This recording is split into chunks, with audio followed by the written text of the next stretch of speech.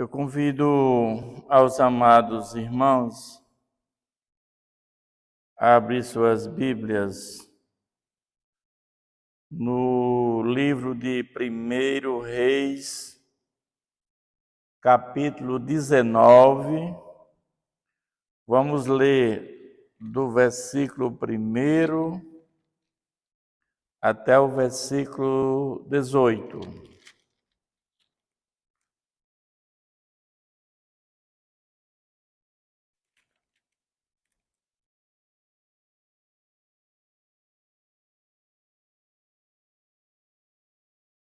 Acabe fez saber a Jezabel tudo quanto Elias havia feito, e como matara todos os profetas à espada. Então Jezabel mandou um mensageiro a Elias a dizer-lhe: façam-me os deuses como lhe aprouver, se amanhã a estas horas não fizer eu a tua vida como fizeste a cada um deles. Temendo, pois, Elias levantou-se e para salvar sua vida se foi. E chegou a Berseba, que pertence a Judá, e ali deixou o seu moço. Ele mesmo, porém, se foi ao deserto, caminho de um dia, e veio e se assentou debaixo de um zimbro. Pediu para si a morte e disse: basta, toma agora, ó Senhor, a minha alma, pois não sou melhor do que meus pais. Deitou-se e dormiu debaixo do zimbro, e eis que um anjo o tocou e lhe disse: levanta-te e come. Olhou e viu junto à cabeceira um pão cozido, sobre pedras em brasa, uma botija de água, comeu, bebeu e tornou a dormir. Voltou segunda vez o anjo do Senhor, tocou e disse-lhe: levanta-te e come, porque o caminho te será sobremodo longo. Levantou-se, pois, comeu e bebeu, e, com a força daquela comida, caminhou 40 dias e 40 noites até Horebe, o monte de Deus. Ali entrou numa caverna onde passou a noite. E eis que veio a palavra do Senhor e lhe disse: que fazes aqui, Elias? Ele respondeu: tenho sido zeloso pelo Senhor, Deus dos exércitos, porque os filhos de Israel deixaram a tua aliança, derribaram os teus altares, mataram os teus profetas à espada, e eu fiquei só, e procuram tirar minha vida.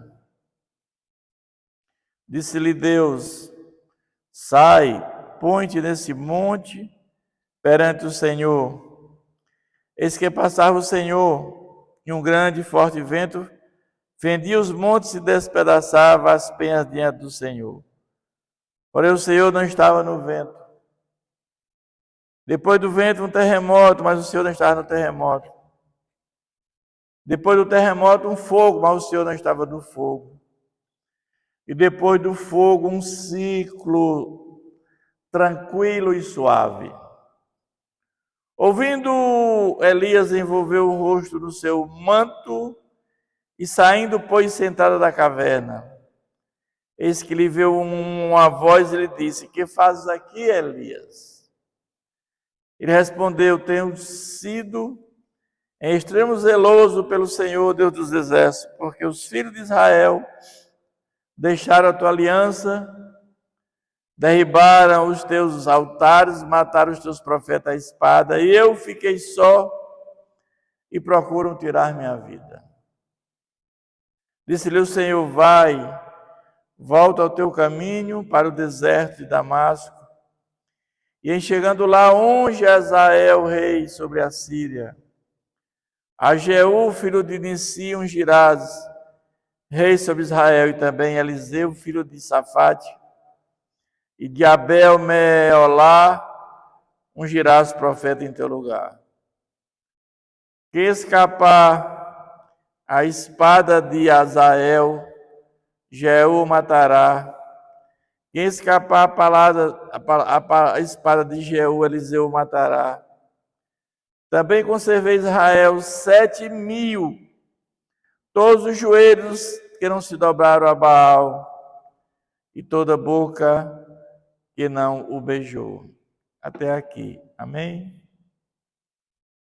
Vamos falar com Deus. Senhor, nosso Deus, a gratidão pela leitura da Tua palavra, Senhor. Que Teu Santo Espírito venha, Senhor, nos dar o entendimento, Senhor, e que possamos, Senhor, cada vez mais gozar de uma vida com intimidade com o Senhor, assim como o profeta Elias, meu Pai.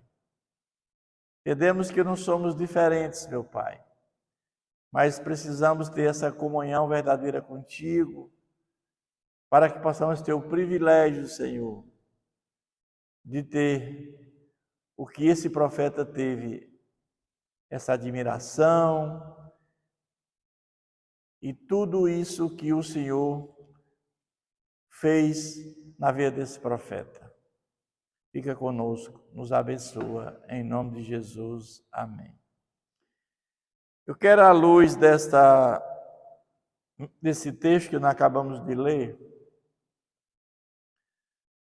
falar o seguinte tema: homem de Deus pode ter depressão? Isso é um tema muito polêmico. Muitos entendem que a depressão é uma doença do inimigo e que o crente, aquele cheio do Espírito Santo, não pode ter depressão. Essa é uma afirmação de algumas pessoas desinformadas dizem que depressão é falta de Deus. Existe a doença física, que ela é diagnosticada com exame de sangue, com a ressonância magnética, com a tomografia, com o PET scan. Então você tem uma pessoa tem um câncer, ele é diagnosticado. Você tem um mal de Alzheimer, é o diagnóstico, faz uma ressonância. Você tem uma demência, é fácil você detectar uma úlcera, uma gastrite no intestino com a colonoscopia. Então, tem várias doenças que você faz com exames e detecta esses problemas. Algumas doenças não são diagnosticadas com exames, como fibromialgia, que é uma doença que é clínica, são 18 tipos de dores do corpo. E somente depois de um estudo aprofundado entre o paciente e a médica, chega-se à conclusão. Assim também o mal de Parkinson, mas o pior de todas para mim é a depressão. É uma doença da alma, ela é muito grave. Existem causas e sintomas e também a cura. Mas o que é a causa de uma depressão? Muitos entendem que pode ser esgotamento físico, emocional, uma sobrecarga de estresse muito forte. Mas a maior parte das depressões vem do luto. Uma pessoa perdeu um ente querido, até num casamento que você tem uma família estruturada, de repente todos os filhos casam, as filhas casam e saem todo mundo, e o pai e a mãe ficam só, de repente ela se sente sozinha e entra em depressão. Ou a perda do emprego, um casamento, o término do casamento, muitas vezes causa uma depressão, uma dor muito forte. Ou até a aposentadoria, muitas pessoas quando se aposentam, tinham uma vida ativa muito forte e entram em depressão. A população mundial, nós já temos aí um número muito grande de pessoas que têm depressão. Tem alguns estudos que já falam entre 7% a 10% do número de pessoas deprimidas no mundo. Mas como se sente uma depressão? A pessoa tem medo de tudo, das pessoas, ela quer o isolamento, ela evita o convívio social. perde a vontade de viver, o desejo de morrer, né? Nós vamos dizer que aqueles que não têm Deus vão ao suicídio, não tem motivação, a vida não tem mais sentido, perde apetite. Mas como é uma doença que ela afeta o cérebro, e muitas vezes você precisa de recorrer a um psiquiatra para prescrever um medicamento correto, nem de mais, nem a mais, nem a menos. Serotonina, né, para dormir. Mas também tem a terapia, que não necessariamente se faz com um psicólogo, pode ser feito com as conversas com o pai, com a mãe, com a família, com o pastor, com amigos de fé. E a outra parte é a fé, é a oração, é a palavra de Deus, é o louvor, é o engajamento nas coisas de Deus. Isso vai trazer uma melhoria substancial. Depressão não tem idade. Uma criança pode ter depressão, ou um adulto. Nós vimos as causas. Classe social, o rico, o pobre, o crente, o ateu. Pessoas que têm tudo e acham que não tem nada. Tudo ao seu redor não tem valor. Por isso que eu digo que é uma doença muito grave. Quantas pessoas na face da terra, que eram pessoas que tinham um casamento sólido, tinham uma família, tinha bens, do ponto de vista secular, tudo, e preferiram a morte. Mas ela é psíquica, ela vai e volta, né? É uma dor muito profunda, é uma dor que não é física, é uma dor da alma. Mas a palavra de Deus fala de pessoas que tiveram depressão. É o nosso tema aqui, que nós perguntamos no início. Homens de Deus podem ter depressão? Sim. Quando Jonas, quando Deus pediu para ele pregar para Nínive, ele pegou o navio ao contrário, foi para Tarsis. Sabemos que os planos de Deus jamais serão frustrados. Mas Jonas vai pregar e ele não queria que aquele povo se arrependesse, porque ele sabia que aquele povo assírio, logo eles iam oprimir o povo de Israel. Moisés também, no momento que ele sobe ao monte, ele faz o bezerro de ouro, ele intercede pelo povo, ele quer morrer no lugar do povo.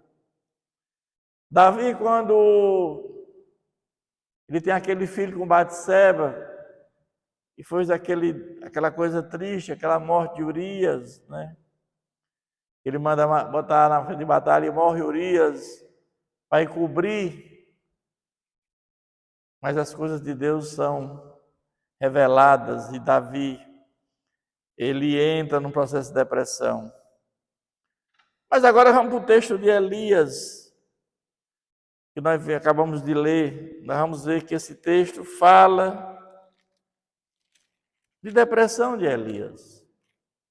E é o que eu quero voltar.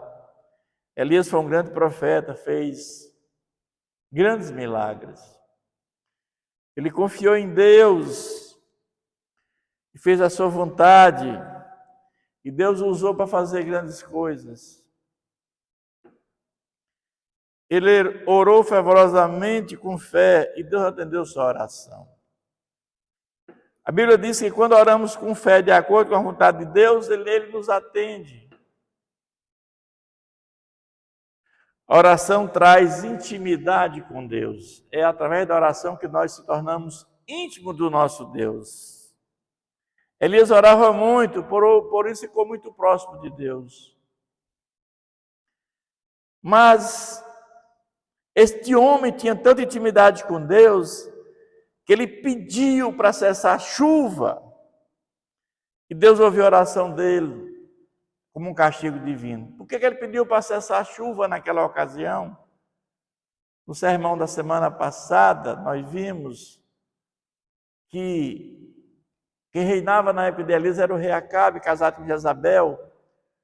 O pior rei do império de Israel, do reinado de Israel, foi Acabe. E a pior mulher do mundo foi Jezabel. Jezabel era uma idólatra do deus Baal, a dos Sidônios. No lugar de Acabe trazer Jezabel para o povo de Deus, para o seu Deus, é o inverso. Jezabel leva Acabe para o Deus dela. E o Deus dela é o Deus da fertilidade, o Deus da chuva. Então estava havendo fartura e estava atribuindo isso a Baal. E Elias disse: não, quem faz da fartura é o Deus nosso Deus, o Deus de Abraão, de Isaac e de Jacó.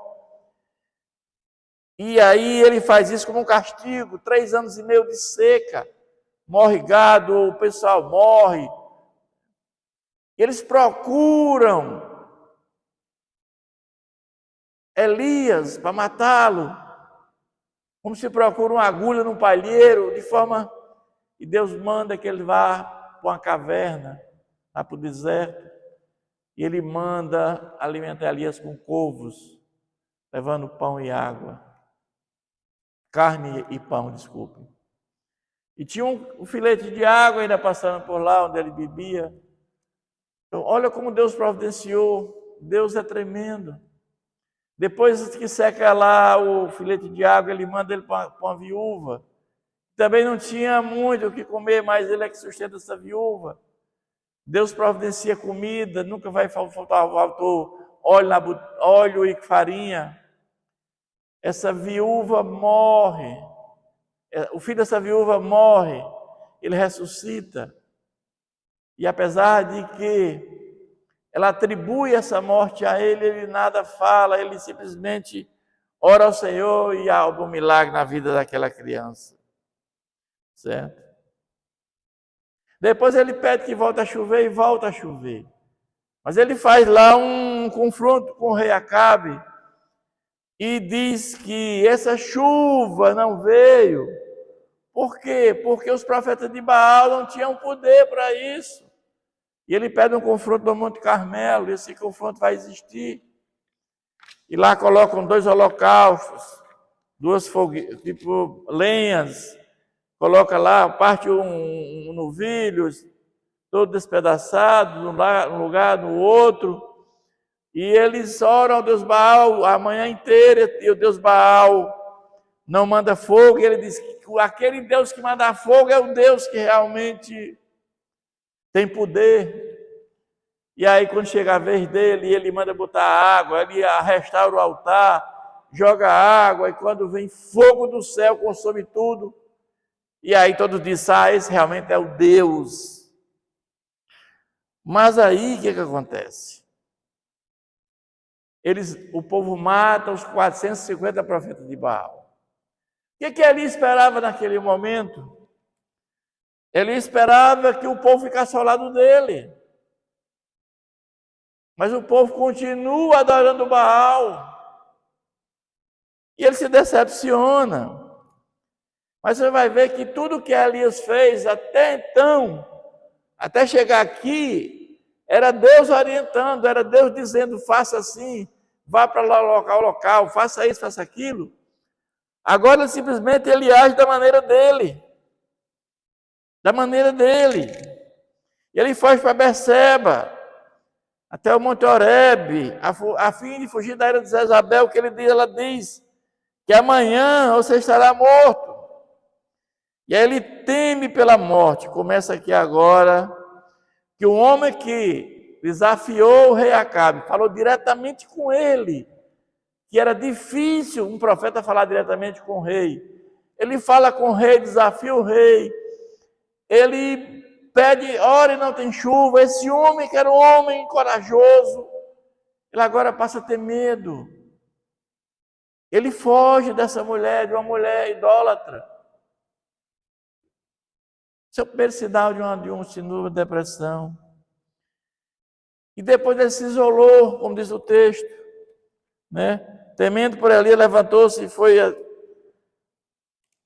foi até o caminho de Beceba, e depois foi até o deserto.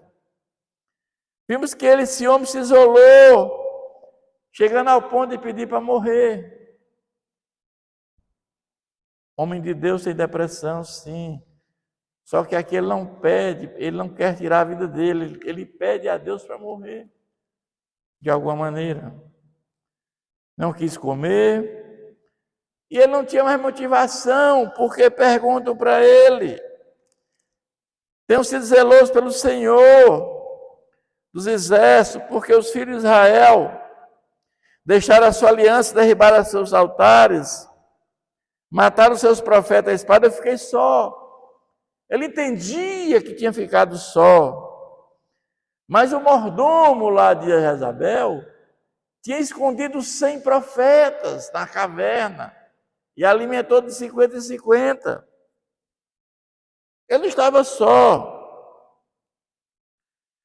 mas depois que ele não conversa com Deus, Deus vai ao encontro dele novamente. E depois que Deus tem encontro com ele, ele recupera o ânimo de viver. Quando ele diz: levanta-te, come, e vai fazer ainda, tem muita coisa para fazer ainda. O teu ciclo não terminou ainda. A tua tarefa não terminou ainda, Elias. Depressão não é o fim, assim como Deus ajudou Elias a recuperar. Deus também pode restaurar a vida de quem tem depressão. Depois da sua depressão, Elias continuou com força. Ele teve força para seguir em frente. Confie em Deus, a tristeza não durará para sempre. Ele ungiu Eliseu em seu lugar. A vida de Elias foi cheia de turbulência. Às vezes ele era ousado e decisivo, como no começo. Ele enfrentou, ele foi firme, aguerrido. Outras vezes ele foi temeroso, ele foi hesitante. Ele alternava, demonstrava vitória e derrota, seguida de recuperação. Elias conhecia tanto o poder de Deus quanto as profundezas da depressão. Mas nós temos que entender uma coisa, meus irmãos, que todo sustento vem de Deus. No momento mais difícil da nossa vida, quando não sabemos onde vamos encontrar sustento, podemos confiar em Deus. Lembram do filho da viúva de Naim? Aquela mulher ficou viúva e o seu filho morreu. E estava saindo da cidade com um cortejo, um caixão, e vem outra multidão lá para cá, que era Jesus. Aquela mulher não tinha mais esperança, ela tinha perdido o marido, estava viúva. Viúva naquela época já era uma coisa difícil, e agora perde o filho, seu sustento, procriação, ia ficar sozinha. Era uma mulher sem esperança, sem vida, sem nada.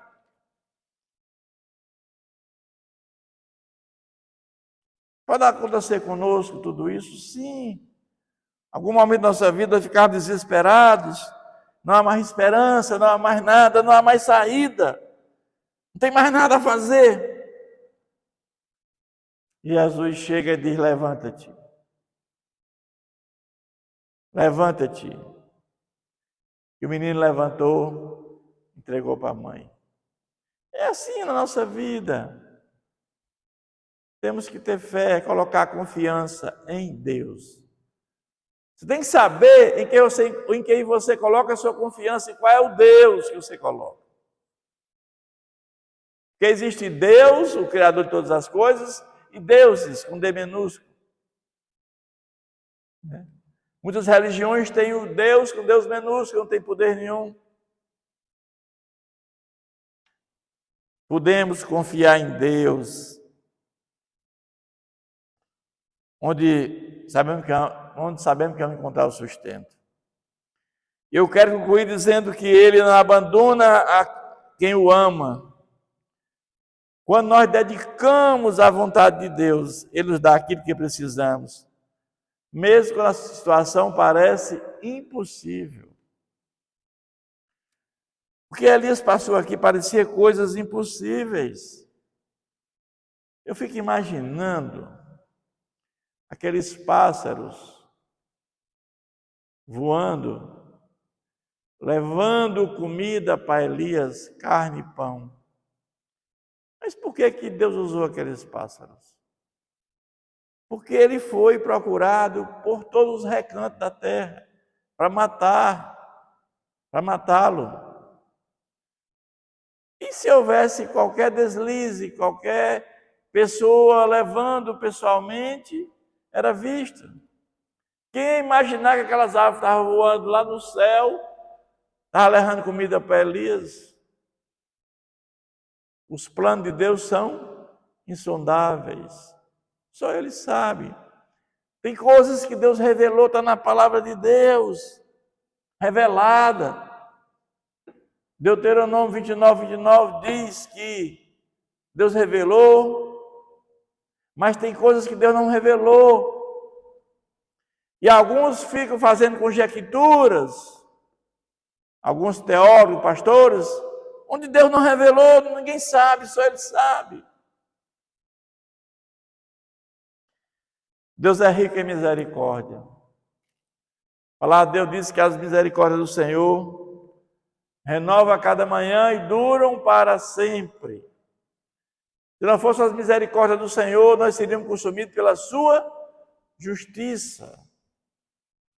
O que é a misericórdia de Deus? É não fazer aquilo que nós merecemos. E a justiça exatamente é fazer aquilo que merecemos. Porém, pode ser impiedoso contra aqueles que perseveram em manter na prática do mal.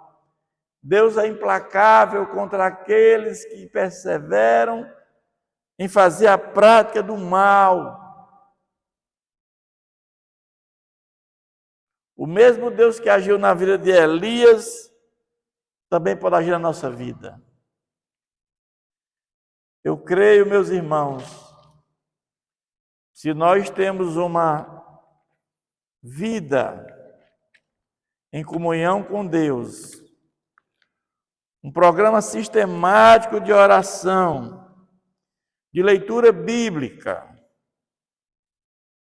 de jejum, uma vida em plena comunhão com Deus, buscando fazer a vontade de Deus sempre, sempre. Ele vai nos ouvir.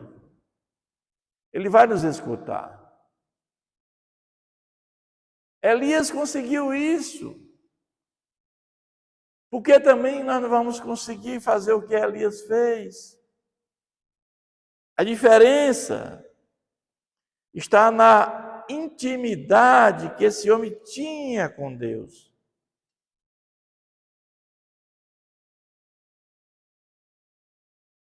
Devemos buscar essa intimidade com Deus. É possível, sim, fazer aquilo que os apóstolos fizeram, que muitos fizeram. É possível hoje nossa oração chegar até Deus? Sim. Mas eu não creio na oração daqueles que vivem numa vida em pecado, numa vida mundana. E a palavra de Deus que nos diz que nós não podemos servir a dois senhores, ou só vai desagradar um e agradar outro. Não podemos servir a Deus e ao diabo ao mesmo tempo. Muitos querem isso, muitos querem a salvação, muitos querem Jesus como Salvador, mas não querem como Senhor, porque como Senhor requer renúncia, requer mudança de vida, de atitude. E eu quero dizer para você que esse profeta, de uma cidade desconhecida, foi um dos maiores profetas da história que nós tivemos na humanidade. Que Deus nos conforte, que Deus nos dê cada vez mais a capacidade de ter essa vida em plena comunhão com Deus. Curve suas cabeças, feche seus olhos, vamos falar com Deus. Senhor, a nossa gratidão por esta palavra que foi lida, que foi pregada. Pedimos que Teu Santo Espírito falou aos nossos corações, Senhor. Esse profeta de Deus que foi exemplo, Senhor, de intimidade, de consonância, de obediência à Tua palavra, Pai. Que ele sirva de exemplo para cada um de nós, Senhor. Que possamos cada vez mais, Senhor, ter esse homem como paradigma para nossas vidas, Senhor. Fazendo aquilo que agrada ao Senhor. E as pessoas que ouviram essa pregação aqui nesse local, nessa casa de oração, e aqueles que vão ouvir pelo canal, pelo YouTube, Senhor, que eles possam, Senhor, ter uma mudança de vida, uma mudança de atitude, porque a Tua palavra diz que ao homem é dado morrer uma única vez, segue-se o juízo, Senhor. Busquem a Deus enquanto há tempo, porque neste momento está havendo juízo de Deus parcial com misericórdia, mas logo, logo virá a segunda trombeta e não haverá mais misericórdia. É a ira de Deus sendo derramada, é o juízo final do Senhor Jesus. Aqueles que morrem em Cristo estarão em gozo, em vida eterna, e aqueles que morrem sem Cristo estarão no castigo eterno, a morte eterna. Quererão voltar-se a Deus e não poderão mais. Quem está no local não poderá passar para o outro e vice-versa. Então, meu Pai, que esta mensagem, que essa pregação, ela atinja todos os recantos do mundo, Senhor, para as pessoas entenderem que só há um Deus criador de todas as coisas, só há uma maneira de nós termos a salvação, é através da fé em Jesus Cristo. Que Deus nos abençoe. Amém.